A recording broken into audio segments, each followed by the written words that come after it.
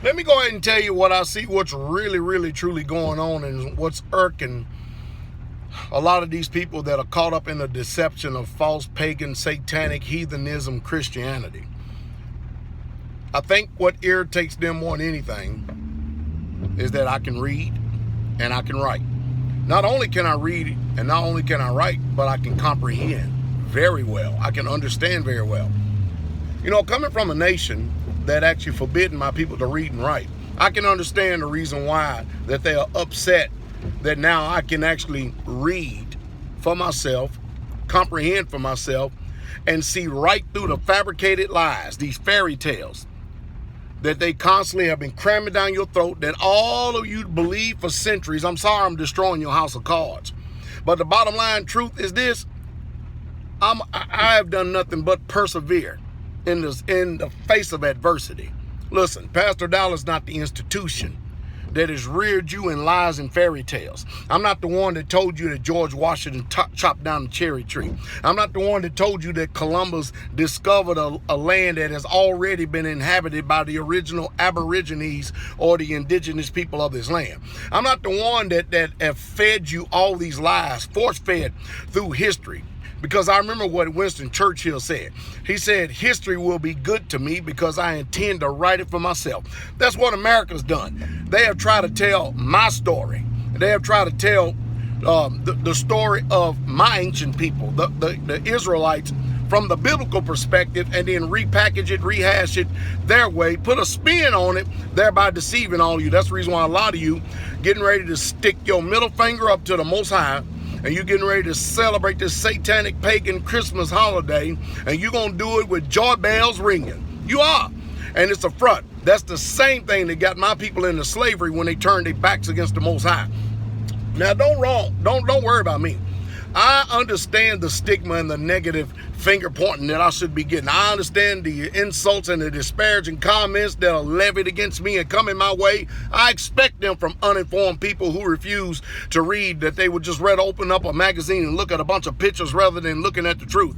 I understand what it does, that it upsets your social apple cart and stuff, that I'm sorry that the people who listen to me is not going to be caught up in Greek mythology. I understand that.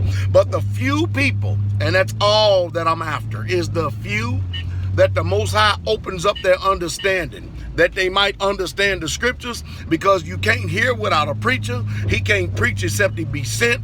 And guess what? He got to be sent by Yah, not going to some dead seminary learning how to repackage, rehash, and lie to folks when they teach them in the cemeteries about the paganism and satanicnism of Christmas and Easter and Sunday. They teach them that, but then they come out here and fleece you people.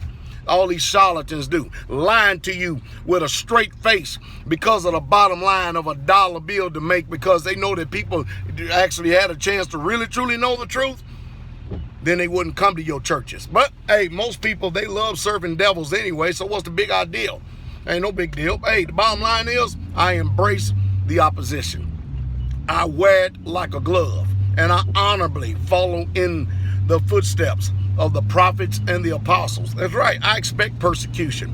I expect my name to be slandered, as long as it's out there, as long as you're talking about me. As long as you're talking about me, somebody out there is going to be able to listen, and then all of a sudden, bing, that light bulb is going to go off, and they're going to go, what the hell? Let me go check out and see what this man is saying, because I hear all the noise that's going on against him, but you know what? This man's telling the truth. And he challenges me to go and search out what he says. You know, the Bible says, test everything. In your King James Version translation says, prove all things and hold fast to that which is good. 1 Thessalonians 5:21. Just go check it out. See if the things that I'm saying to you, if it's so or not. Go check it out. And you'll find yourself free from all this. But get ready for this, because most people ain't ready for this. You get ready to be hated of all men for his name's sake. When you start keeping the commandments, especially that 7-day Sabbath, your family is going to be the first one to hate you. You don't believe me? Go read the words of Jesus in Matthew chapter 10. So you can read it in context. Start at verse 30, 33, and read all the way to the end of that chapter of Matthew 10, and see what Jesus said was going to happen to you when you really, truly follow him. That's the truth, And that's the truth, straightway. Y'all have a wonderful weekend. Shalom.